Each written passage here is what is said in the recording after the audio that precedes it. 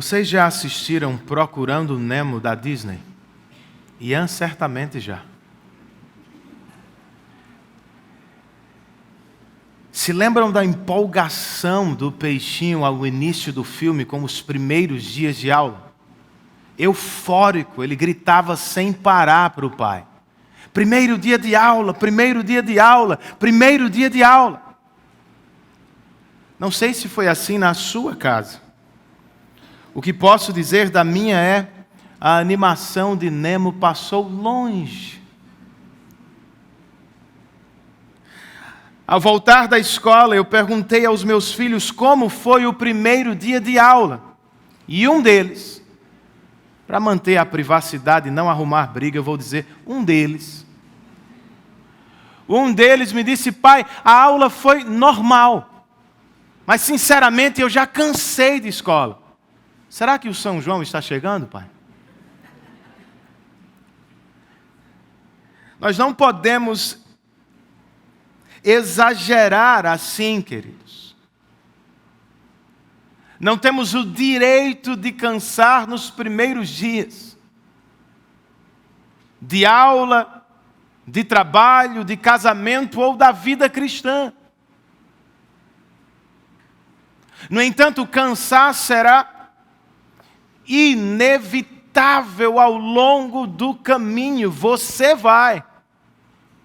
E eu também vou. E com o cansaço, às vezes vamos pensar em desistir, em parar, até em fugir. Era como Davi se encontrava na floresta de Herete. Estava cansado e vivia fugindo do rei Saul. E a situação não parecia melhorar, só piorava. Como foi que ele suportou os anos do deserto? Como conseguiu continuar mesmo diante de tanta perseguição?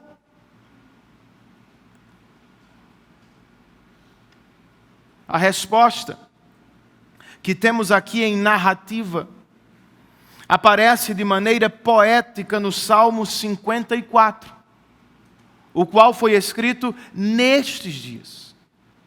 Bem ao meio do Salmo, Davi cantou: o Senhor é o meu auxílio, é Ele quem me sustenta. Deus também é o seu auxílio, meu irmão. E seja mais ou menos cansado, seja qual for o seu deserto, não tenha dúvida, o Senhor é o nosso auxílio em todo o tempo. Leiamos o verso 14 deste capítulo, para dar início à exposição, e como temos feito, tenhamos as Bíblias abertas, pois ao longo do sermão nós vamos ler praticamente desta vez o capítulo inteiro. Mas para começar, vamos ler o verso 14. O texto inspirado pelo Espírito nos diz: Davi permaneceu nas fortalezas do deserto e nas colinas do deserto de Zif. Dia após dia Saul o procurava, mas Deus não entregou Davi em suas mãos. Vamos orar? Senhor, tudo o que fazemos no Teu culto é importante, pois o que fazemos, fazemos diante de Ti, fazemos para Ti. É esperado que, segundo a Tua palavra, todo o nosso culto tenha Teu conselho. Nossas orações, leituras, canções e especialmente a pregação da palavra. Concede-nos neste instante luz, iluminação espiritual para os nossos corações. Espírito Santo, auxilia-nos. Nós queremos ouvir a Tua voz, mas também queremos ser sensíveis a ela, desejar atendê-la, vivê-la de maneira apropriada. Ajuda-nos, ó Deus. Em nome de Jesus e para a glória dele nós oramos. Amém.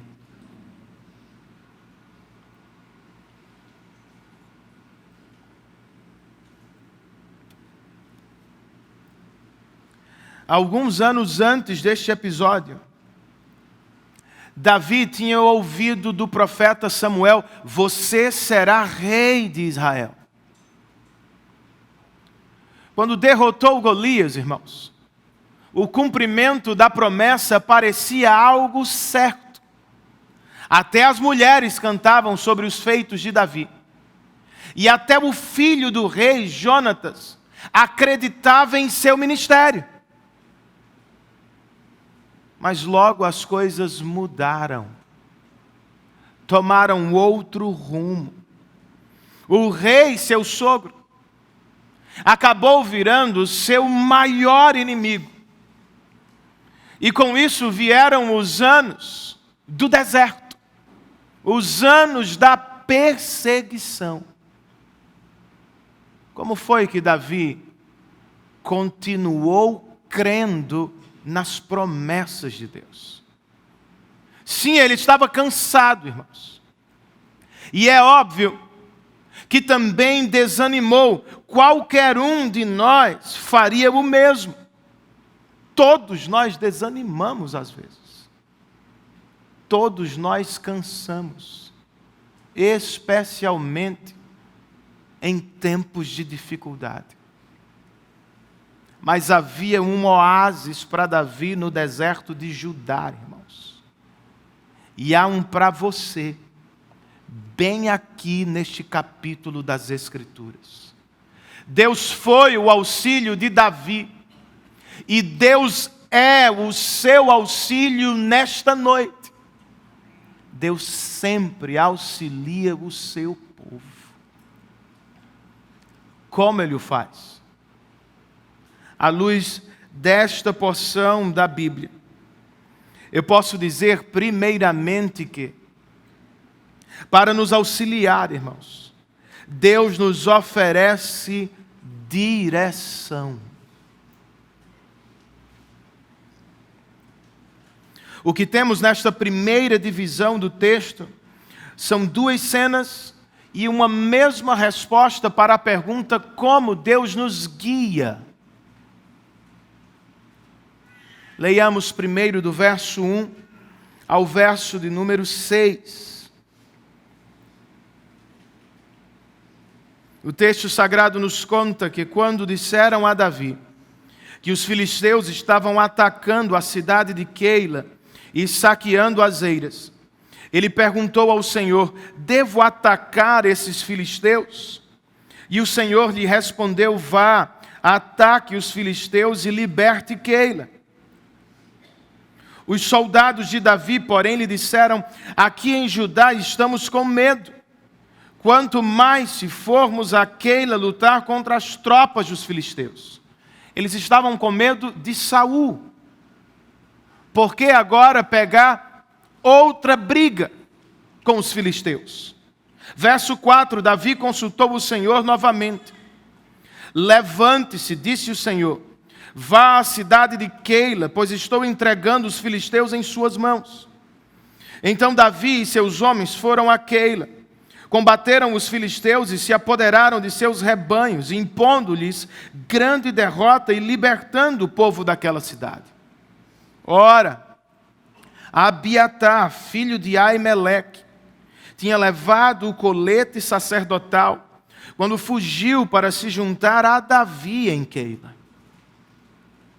De trás para frente, irmãos, de onde veio a direção para Davi?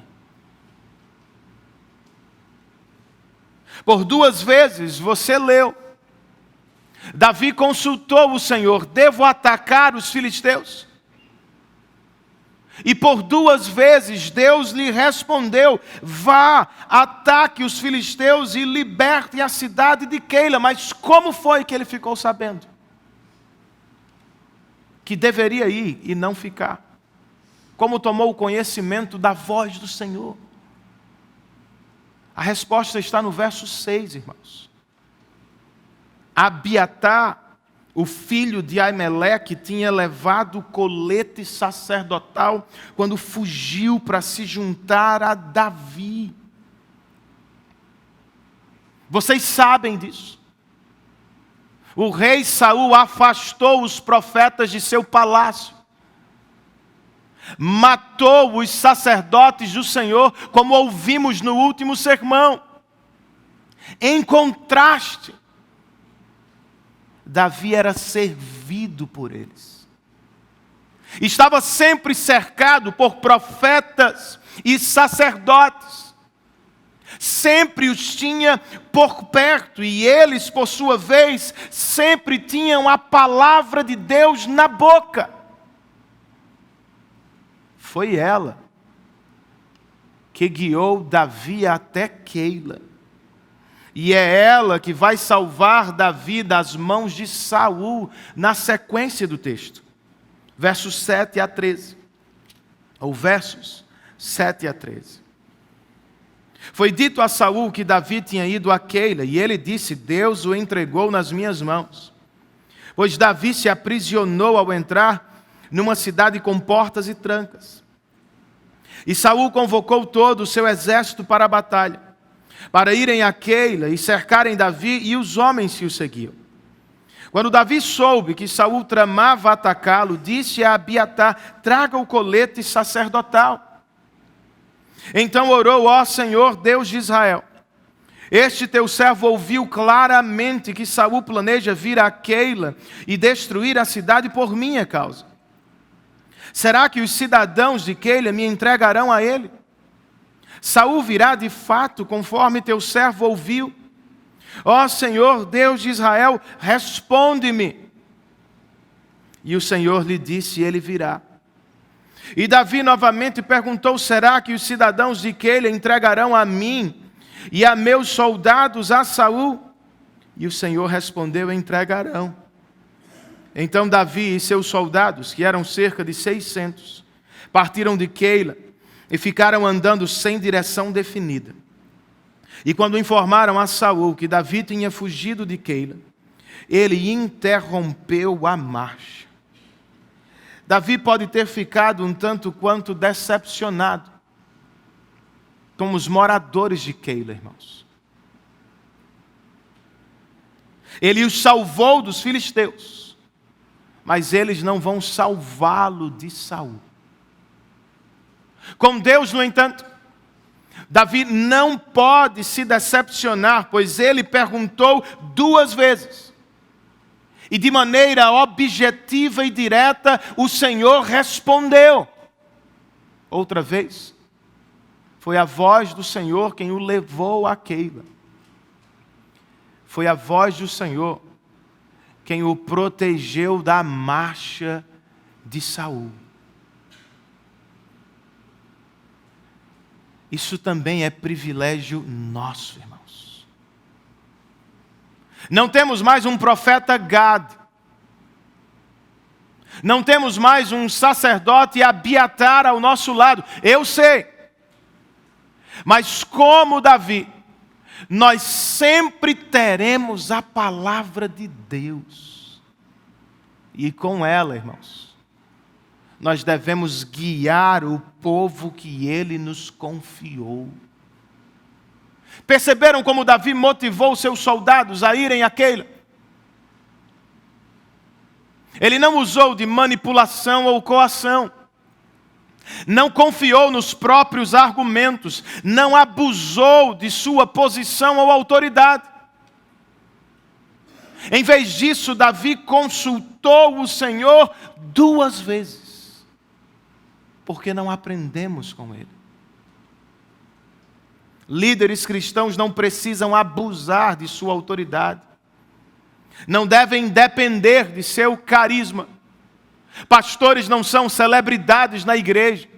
Presbíteros não são experts em administração. Pais cristãos não são ditadores carrascos que vivem para perseguir e punir seus filhos. Não, irmãos. o reino de Cristo é servido na igreja e na família, quando, como Davi, os crentes buscam direção na palavra de Deus. É a palavra que nos guia. E pela palavra, à luz deste texto, nós também podemos ser resgatados, poupados de muitos problemas. Foi ela quem salvou Davi diante da marcha de Saul. É a palavra de Deus que vai nos salvar de muitas situações perigosas ao longo do caminho. Por exemplo, se você tem o hábito de constantemente consultar a palavra, você será facilmente alertado sobre os perigos da tolerância sexual dos nossos dias. Não vai aceitar qualquer propaganda. Não vai se colocar diante de qualquer programa. Você sabe que algumas coisas são abomináveis aos olhos do Senhor, pois você conhece a palavra. O mesmo pode ser dito, irmãos, sobre o materialismo. Algo tão presente na nossa sociedade. Se você tem contato com a Bíblia regularmente, você vai lembrar o que Paulo disse a Timóteo: aqueles que querem ficar ricos, enchem a vida com dificuldades. Se eu e você temos o hábito de ler a Bíblia regularmente, irmãos, é provável que vamos depender menos da nossa sabedoria e que vamos depender mais da sabedoria do Senhor. A palavra nos guia, a palavra nos poupa. E a palavra de Deus, irmãos, nos ensina sobre a vontade do Senhor. Devo atacar os filisteus ou não? Você deve tomar a decisão agora ou não? Qual delas é a melhor?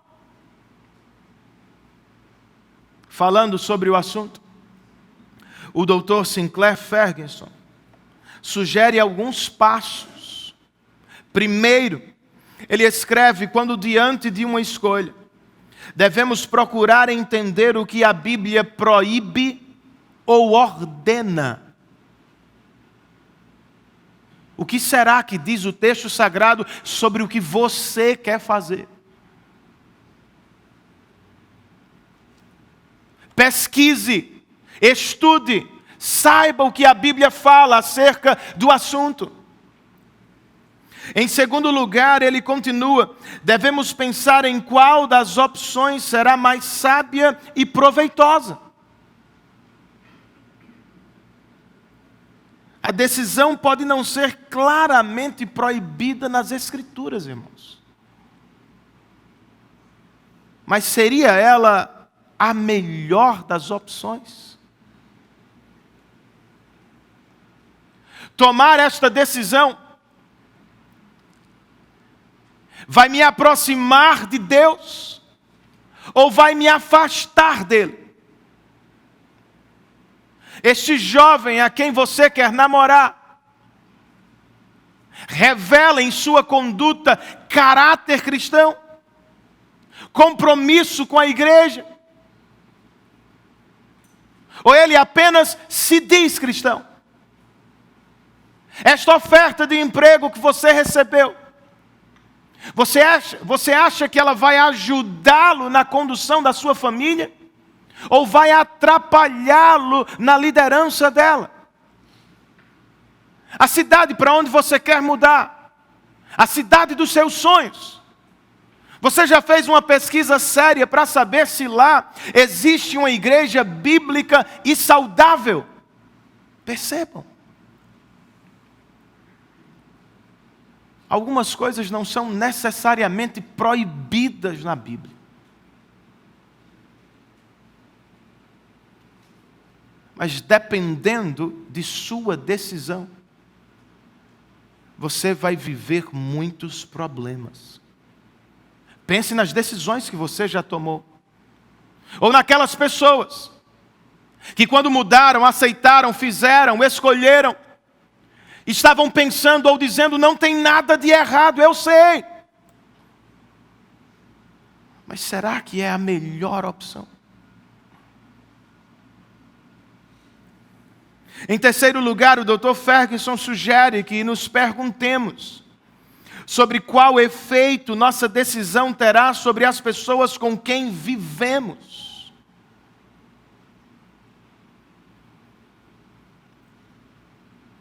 Qual será o efeito desta decisão sobre a minha família?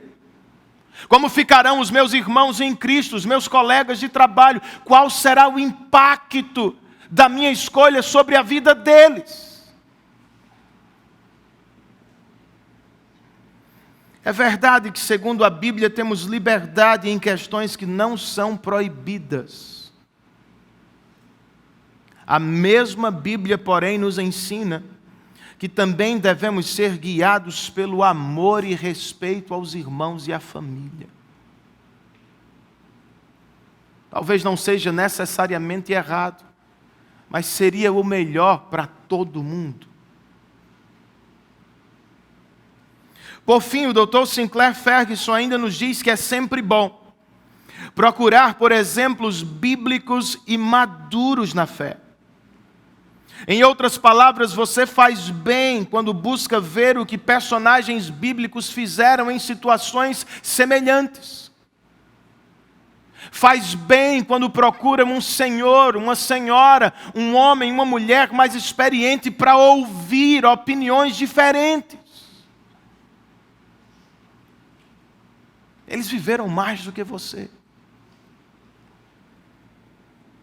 E depois de tudo isso, o Dr. Ferguson finaliza com o seguinte, irmãos. A principal necessidade que temos é de maior familiaridade com a sabedoria da palavra e de maior sensibilidade à palavra. Tem muita gente que conhece a Bíblia de capa a capa, mas nem sempre é sensível à voz da Bíblia. Acompanhando uma mente cada vez mais moldada pela Escritura,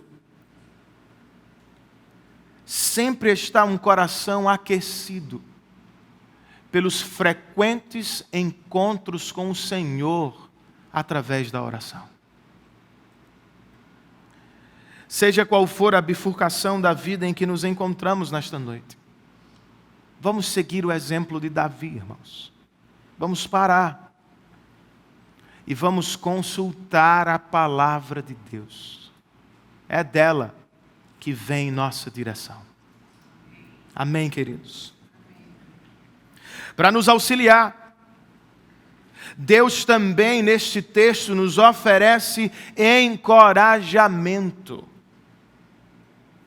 Esta pequena porção do texto, do verso 14 ao 18, é feita de um resumo geral e de um episódio particular. Os versos 14 e 15 nos colocam diante do resumo, como tem sido a vida de Davi ultimamente. Está aqui. Davi permaneceu nas fortalezas do deserto e nas colinas do deserto de Zif. E dia após dia Saul o procurava, mas Deus não entregou Davi em suas mãos. Quando Davi estava em Oreza, no deserto de Zif, soube que Saul tinha saído mais uma vez para matá-lo. Por um lado, irmãos, o autor sagrado está nos dizendo que Davi está se escondendo como pode de Saul. Por outro, o mesmo autor está dizendo de Deus, Davi não pode, não precisa se esconder. Saul está tentando matá-lo, caçando-o por toda parte, No entanto, por mais que tente, Saul não consegue encontrá-lo. Por quê? Davi é muito bom em se esconder. Não.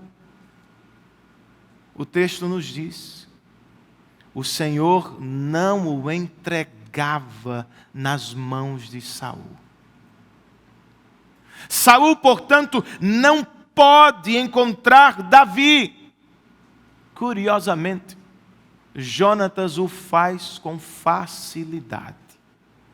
Versos 16, 17 e 18.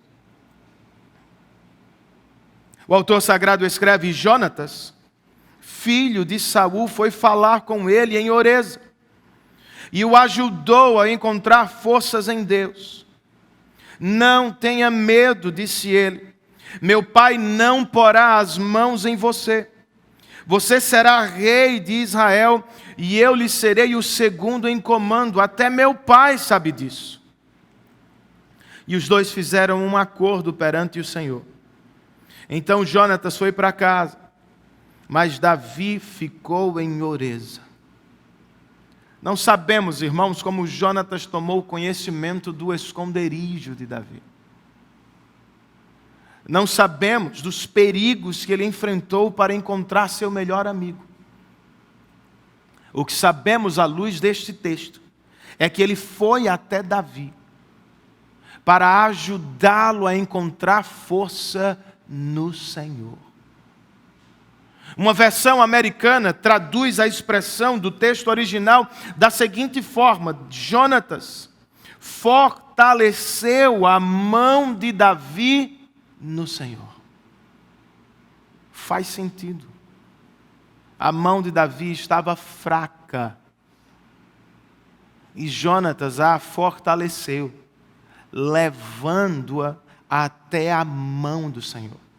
Na prática, Jonatas relembrou as promessas de Deus. Davi, você sabe, você ouviu do profeta, Deus lhe prometeu, você ainda será rei de Israel. Lembre-se disso. E enquanto estiver nas mãos do Senhor, meu pai não porá as mãos em você. Irmãos, o que aprendemos com esta passagem sobre o encorajamento?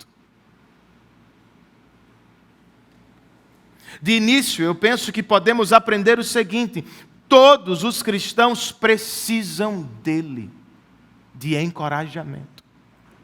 Davi era forte, era piedoso, escreveu inúmeros salmos, era profundo na fé, tinha encontros com o Senhor, tinha profetas, tinha sacerdotes, mas eis que aqui ele recebe a ajuda de Jonatas.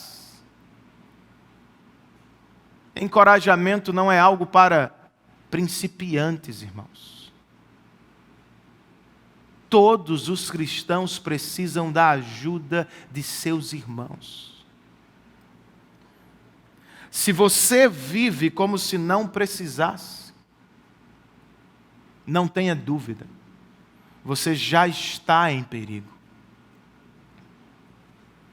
Talvez esteja se percebendo muito mais forte do que verdadeiramente é. É provável que, como diz a carta aos Hebreus, você tenha caído, ou esteja caindo no engano do pecado. Perseverança dos Santos, doutrina reformada, é um projeto comunitário. Ninguém chega ao céu sozinho. Por isso nós não queremos que os crentes da nossa igreja andem sozinhos. Por isso é tão importante que você esteja dentro de um pequeno grupo de irmãos comprometidos com o seu crescimento. Ah, Renan, eu não preciso deles, eu estou bem, eu tenho o YouTube, eu tenho Augustus Nicodemos, Hernandes Dias Lopes, John Piper, maravilha! Vá na Consciência Cristã hoje e tente conversar com Mark Dever. Você vai conseguir. Irmãos, eu sou um admirador de Piper, Dever, Augustus Nicodemos e Hernandes como vocês. Mas eles não estão dentro da comunidade de fé local que Deus me deu. Eu posso contar com eles pontualmente, mas no momento da necessidade, eu tenho que contar com a minha igreja, com os meus irmãos. Vocês também precisam da igreja. Talvez agora diga, não, eu estou bem. A minha esposa é conselheira. O meu marido é um bom líder. As coisas mudam, queridos. Nós somos pecadores. Davi é forte, Davi é sábio, Davi é piedoso, mas aqui ele está carente da ajuda de Jonatas. Não ande sozinho. Nós não queremos que você seja apenas alguém que participa dos cultos dominicais, nós queremos que você seja igreja conosco. A segunda lição sobre encorajamento que percebo neste texto é a seguinte: encorajamento cristão, irmãos, é algo intencional. Não é algo que você faz de vez em quando surge a oportunidade. Não foi assim com Jonatas. Ele procurou Davi. Ele descobriu onde Davi estava escondido. E sem que o seu pai soubesse, ele foi até ele. Isso é planejamento, irmãos. Ele tinha a intenção de encontrar e ajudar o seu amigo. Imagine como nossa igreja seria mais forte se a cada semana planejássemos encorajar um irmão por vez. Você não precisa encorajar a igreja toda. Mas olhe para o seu pequeno grupo. Tem irmãos com quem anda. Você sabe do que eles estão vivendo. Sabe do que precisam. Percebeu uma necessidade, uma carência, uma fraqueza. Planeje visitá-los. Planeje ler um texto da palavra com eles. Planeje estar ao lado deles para orar. Planeje encorajar os seus irmãos na fé. Encorajamento, irmãos, à luz deste texto, é encorajamento no Senhor. Jonatas não chegou a Oreza e disse: Davi, você é o cara. Você é o homem mais forte que eu conheço. Levante-se e continue a batalha. Não. Jonatas não disse, como normalmente falamos por aqui, seja homem, seu cabra. Não, irmãos. Ele fortaleceu Davi no Senhor. Nossos pequenos grupos não são grupos de terapia, irmãos. De autoajuda. De suporte mútuo. Não nos reunimos a cada semana para falar das nossas vidas. Falamos como nota de rodapé, como ilustração, como elemento de fraternidade. Nós nos reunimos a cada semana para falar do nosso Deus. Não cultuamos juntos porque queremos ver uns aos outros em primeiro lugar. Nós cultuamos juntos a cada domingo porque precisamos ver a glória de Deus. Isso é encorajamento no Senhor. Isso me leva à quarta e última lição sobre encorajamento. Encorajamento cristão, irmãos, verdadeiramente, é lembrar as promessas de Deus. Não foi o que Jonatas disse a Davi: não tenha medo. Você será rei, como Deus prometeu. É assim que cristãos vencem o mundo. E é assim, irmãos, que encorajamos uns aos outros. Como escreve um comentarista, encorajamento de Deus para o povo de Deus vem da palavra de Deus. Obviamente eu não sou contra chorar com os que choram, abraçar aqueles que precisam. Mas nós vivemos nesta era, irmãos, muito sentimental.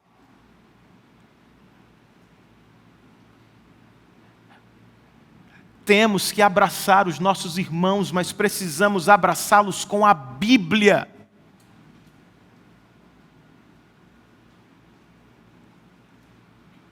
Precisamos encorajá-los com as promessas de Deus. Encorajar o irmão não é concordar com ele.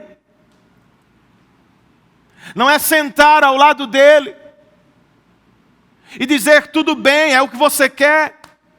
Quer abandonar sua família, quer deixar a igreja? Ah, tudo bem, não tem problema. É claro que tem, meu irmão.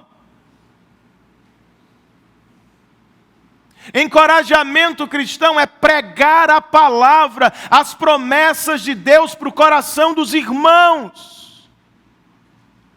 É bom tomar alguém que sofre pela mão. Melhor ainda é levar esta pessoa às mãos de Deus. Pense em Eliseu. O profeta e seu servo estavam cercados por inimigos quando ele disse: não tenha medo, meu servo. Aqueles que estão conosco são mais numerosos do que eles. E imediatamente o profeta orou ao Senhor: abre os olhos dele para que veja. E o Senhor abriu os olhos do rapaz, que olhou e viu as colinas cheias de cavalos e carros de fogo ao redor de Eliseu. É assim, irmãos. É como pregadores pregam, conselheiros aconselham, irmãos encorajam irmãos. Nós lemos a palavra juntos, nós pregamos a palavra, nós cantamos a palavra em oração. Deus abre os olhos deles. E então um milagre do Espírito acontece. De repente, ele abre o coração, ou os olhos do coração de Davi. E Davi é encorajado. Ele abre os olhos do coração do seu irmão, da sua esposa, do seu vizinho. E agora eles veem a quem, Renan? A Deus. É de quem eles mais precisam. As promessas de Deus. Deus está com eles. Deus é maior do que seus inimigos. Deus jamais os abandonaria no deserto. Vamos encorajar como cristãos, irmãos. E não como incrédulos. Você pode, você consegue, você é a melhor, você é o melhor, você é tudo nesse mundo. Não. Deus é, Deus pode, Deus faz, Ele nos ama em Cristo Jesus. Em último lugar, queridos, para nos auxiliar, Deus também nos oferece proteção.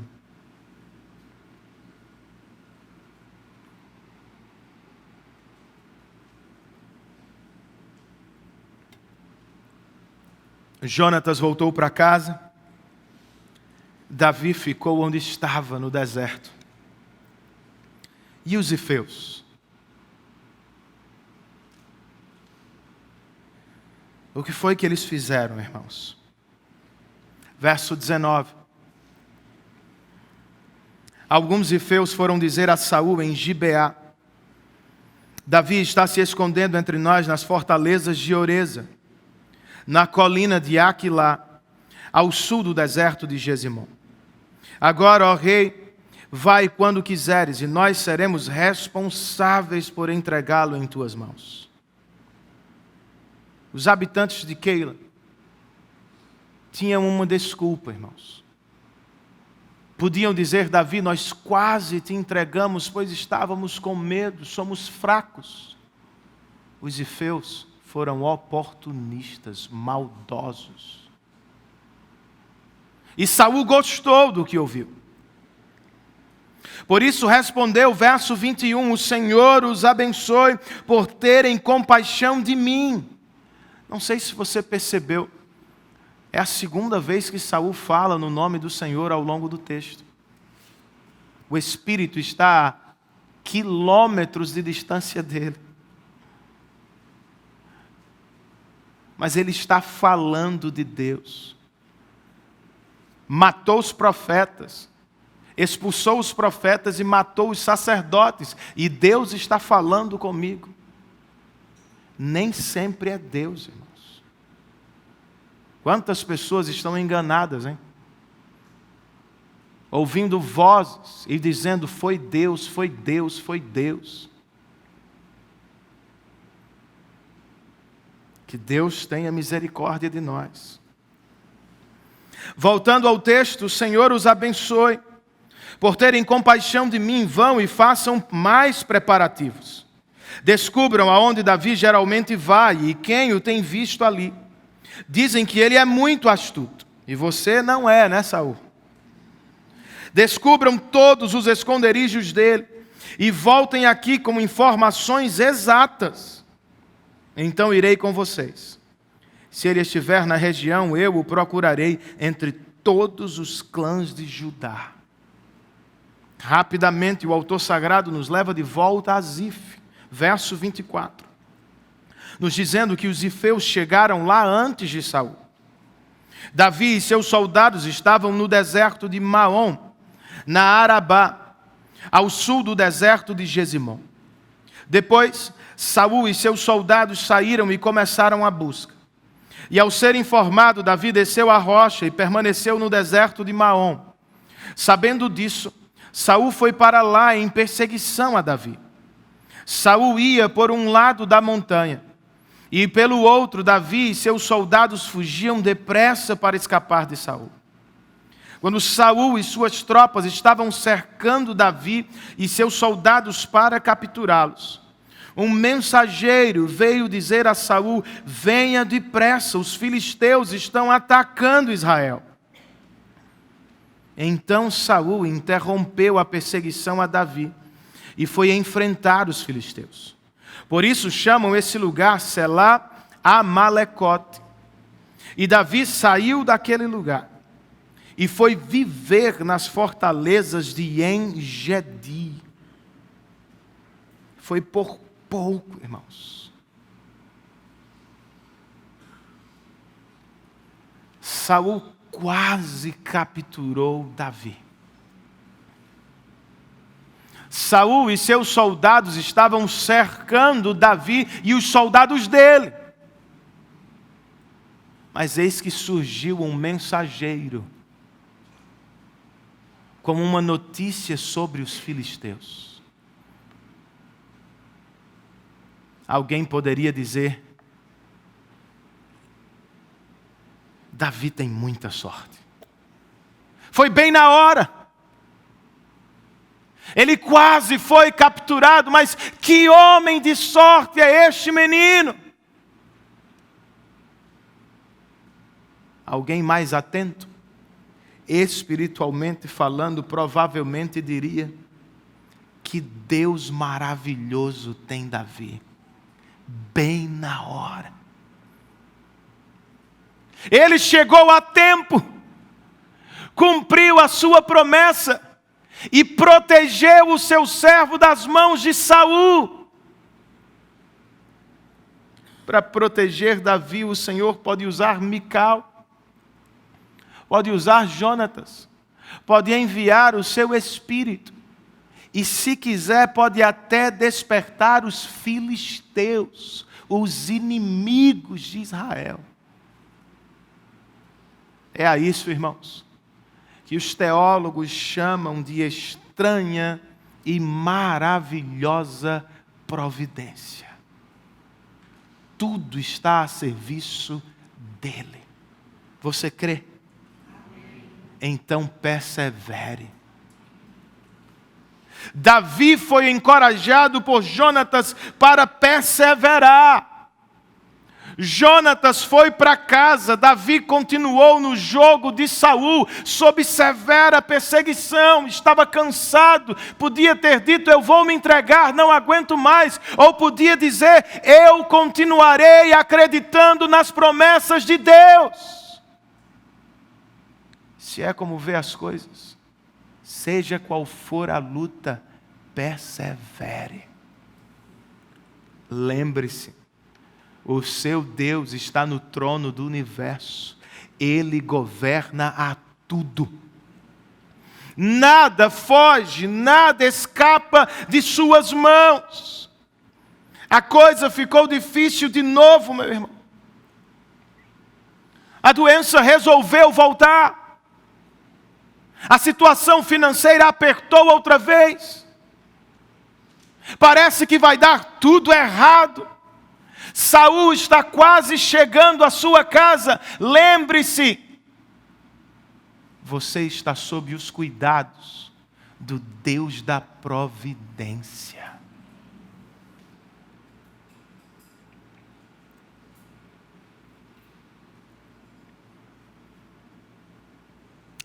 Você crê na providência do Senhor? Então ore. Não temos a oração de Davi neste relato narrativo.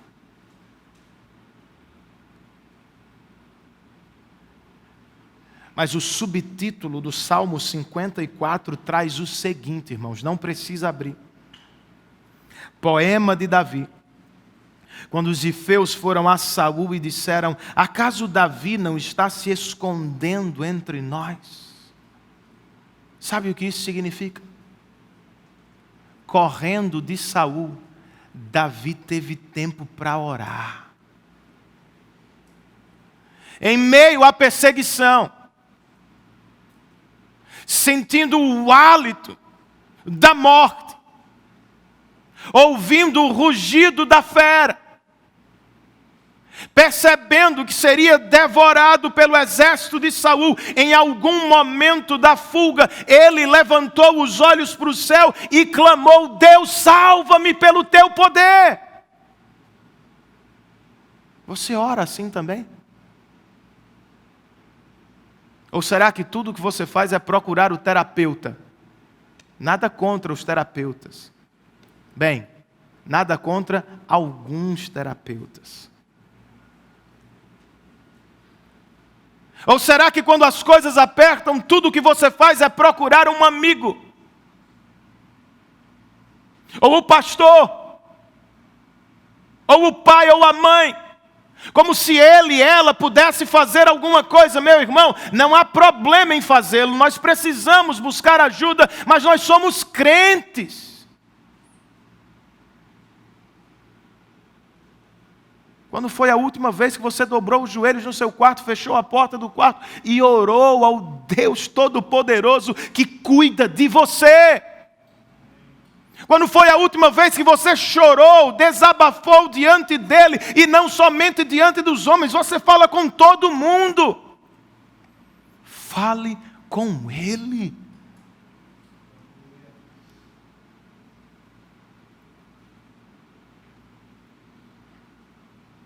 Estamos sempre ocupados, dezenas de livros para ler, meu irmão.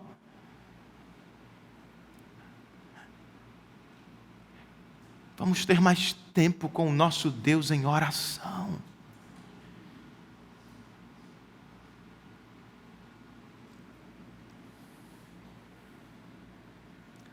É possível que você viva algo que Davi viveu aqui, irmãos. E eu acho isso impressionante, isso é coisa de crente. Ele começa o Salmo 54 pedindo, Deus salva-me. Da metade para o final do Salmo, ele começa a cantar. Ele diz, eu te oferecerei um sacrifício voluntário. Louvarei o teu nome, ó Senhor, porque tu és bom. Davi está cantando no tempo futuro, irmãos. está contemplando o futuro pelos olhos da fé. E nada mudou do lado de fora. Saul ainda está à espreita. E ele continua correndo para aos olhos dos homens salvar a própria vida. Nada mudou, tudo é igual, mas alguma coisa aconteceu no interior dele. Ele se lembrou: meu Deus é poderoso e o meu Deus é bom, eu ainda o louvarei. Se decepcionou com os homens. Os ifeus o traíram também. Os habitantes de Keila nada podem fazer por você. Quem salvou Davi, irmãos? Não foi Jonatas, não foi Davi, não foram os ifeus, não foram os habitantes de Keila, foi o Senhor. O Senhor não mudou, queridos. Ele ainda pode fazer o mesmo comigo e com você. Se quiser, Ele pode nos salvar do câncer, da crise, da falência, do problema conjugal. Deus pode. Se estiver em seus planos, Ele pode salvar você do juízo eterno que merece. Sim, você merece receber juízo eterno de Deus. Pois o padrão dele não é o seu.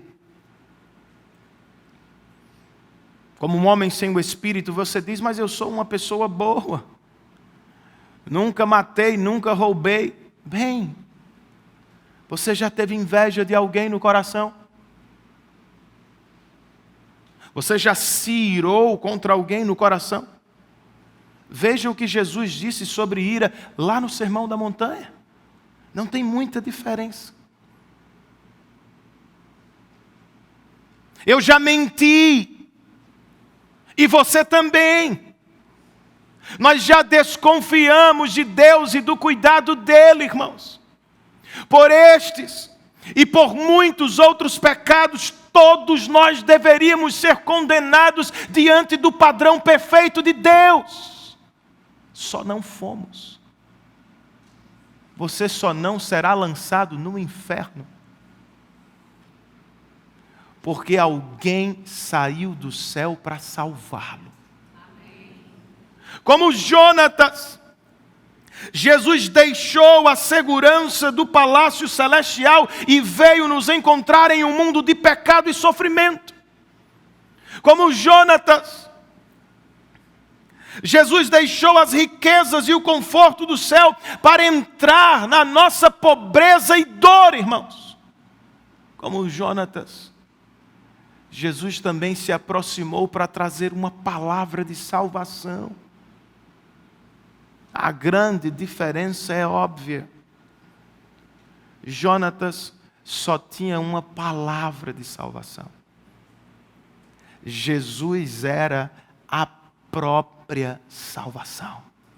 Jonatas só podia encorajar, apontar para o Salvador, falar da salvação através de sua vida reta, sacrifício perfeito, ressurreição poderosa. Jesus não apontou o caminho, Ele fez o caminho da salvação no próprio corpo. Cristãos, lembremos do Evangelho e vivamos sob a proteção da cruz de Cristo. Você está protegido. Visitante. Se o Espírito operar no seu coração, não resista à voz dele. Se sua mente está considerando a possibilidade de conhecer a Cristo, se por alguma razão você começa a sentir desejos por ouvir mais sobre o que Ele fez, quem foi Jesus, não endureça o coração, venha hoje.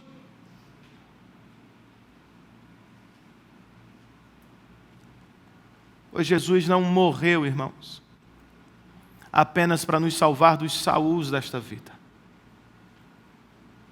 Ele morreu para nos salvar da ira vindoura que vai visitar esta terra outra vez. Neste sentido,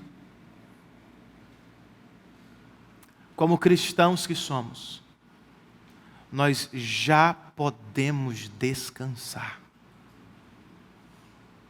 Eu sei que a vida é cansativa, irmãos. E não é todo dia que você se levanta com a animação de Nemo. Ah, vamos ao trabalho, vamos à escola. Eu sei. Mas se por causa de Cristo nós somos filhos de Deus por adoção, de verdade nós já podemos descansar.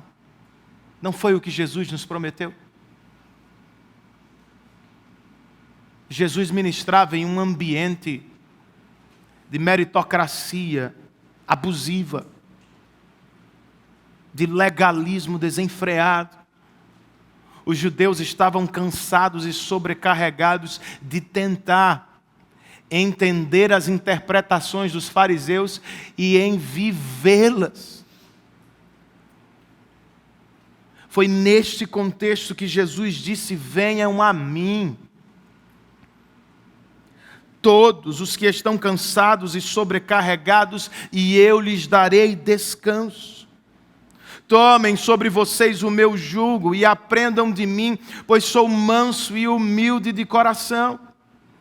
Vocês encontrarão descanso para as suas almas, pois o meu jugo é suave e o meu fardo é leve.